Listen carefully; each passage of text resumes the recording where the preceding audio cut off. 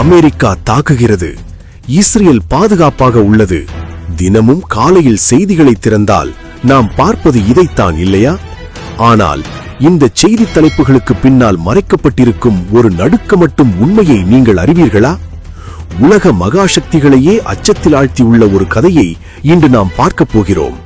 இதை சொல்வது ஒரு ஈரானிய ஆதரவாளர் அல்ல, மாறாக உலக புகழ்பெற்ற இஸ்ரேலிய யூத ஊடகவியலாளர் அலோன் மிஸ்ராஹி. அவர் என்ன சொல்கிறார் தெரியுமா? நாம் இப்போது ஒரு வரலாற்றை பார்த்துக் கொண்டிருக்கிறோம். ஈரான் அமெரிக்காவின் ராணுவ தளங்களை எவ்வளவு கொடூரமாக அழித்து வருகிறது என்ற உண்மையை உலகம் இன்னும் ஏற்க தயாராக இல்லை. கடந்த 30 ஆண்டுகளாக Bahrain, Kuwait, Qatar, Saudi Arabia என மத்திய கிழக்கு முழுவதும் அமெரிக்கா டிரில்லியன் கணக்கான டாலர்களை கொட்டி தனது ராணுவ தளங்களை அமைத்தது. உலகின் மிக நவீன தொழில்நுட்பம், அதிநவீன ரேடார் அமைப்புகள் என ஒரு அசைக்க முடியாத கோட்டையையே கட்டியது அமெரிக்கா. ஆனால் அலோன் மிஸ்ராஹி சொல்வது அதிர்ச்சியூட்டுகிறது.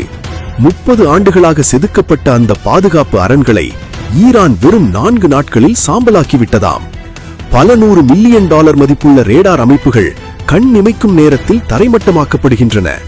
பேர்ல் ஹார்பர் தாக்குதலுக்கு பிறகு அமெரிக்க இராணுவம் சந்தித்த மிகப்பெரிய அழிவு இதுதான் என்கிறார் மிஸ்ராஹி. இப்போது உங்கள் மனதில் ஒரு கேள்வி எழலாம். இவ்வளவு நடக்கிறது என்றால் ஏன் ஊடகங்களில் இதை காட்டவில்லை? 35 ஆண்டுகளுக்கு முன் நடந்த ஈராக் போரை நினையுங்கள். தொலைக்காட்சியில் குண்டுகள் விழுவதை நேரலையாக பார்த்தோம். ஆனால் இன்று ஒரு மயான அமைதி நிலவுகிறது. மிஸ்ராஹியின் கூற்றுப்படி அமெரிக்க அரசு விதித்துள்ள கடுமையான தகவல் கட்டுப்பாடுதான் இதற்கு காரணம். உலகின் பலம் வாய்ந்த வான்படை என்று சொல்லிக்கொள்ளும் அமெரிக்க விமானங்கள் ஏன் ஒன்று கூட ஈரான் வான்வெளியில் பறக்கவில்லை? இது மிஸ்ராஹி கேட்கும் மிக முக்கியமான கேள்வி. இப்போது நிலைமை என்னவென்றால், ஈரான் மண்ணில் கால் வைப்பதை அமெரிக்கா கனவில் கூட நினைக்க முடியாது. பாரசீக வளைகுடாவில் எண்ணெய் கப்பல்களை பாதுகாக்க தனது போர்க்கப்பல்களை அனுப்பக்கூட அமெரிக்கா யோசிக்கிறது. ஏன் தெரியுமா? ஆயிரக்கணக்கான ஈரான் ஏவுகணைகள் காத்திருக்கும் இடத்திற்கு கப்பல்களை அனுப்புவது அவற்றை அழிக்க தாரை வார்ப்பதற்கு சமம். இன்று ஹார்மஸ் நீரிணையை யாராலும் பாதுகாப்பாக கடக்க முடியாத நிலை உருவாகியுள்ளது. ஈரான் இதற்காக பல தசாப்தங்களாக தயாராகி வந்துள்ளது. அவர்களின் நிலத்தடி பாதுகாப்பு அரண்கள் அசைக்க முடியாதவை.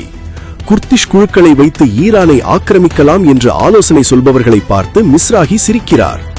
ஈரான் ஒன்றும் வரைபடத்தில் ஒரு சிறிய புள்ளி அல்ல. 1,00,000 வீரர்கள் வந்தாலும் ஈரான் அவர்களை விழுங்கிவிடும். ஈரானை ஆக்கிரமிக்க நினைப்பது மரணத்திற்கு கைலாக கொடுப்பதற்கு சமம் என்கிறார் அவர். நண்பர்களே, மிஸ்ராஹியின் கணிப்பு தெளிவாக இருக்கிறது. அமெரிக்காவால் குண்டுகளை வீசி கட்டிடங்களை அழிக்க முடியும், மக்களை கொல்ல முடியும். ஆனால் இந்த போரில் வெற்றி பெற முடியாது. ஒருவேளை இது மத்திய கிழக்கில் அமெரிக்க ஆதிக்கத்தின் நிரந்தர முடிவாக கூட இருக்கலாம். ஒரு போரில் முதலில் கொல்லப்படுவது உண்மைதான் என்பார்கள்.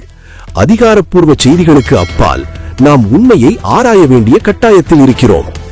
அலோன் மிஸ்ராஹியின் இந்த அதிரடி கருத்துக்கள் பற்றி நீங்கள் என்ன நினைக்கிறீர்கள்?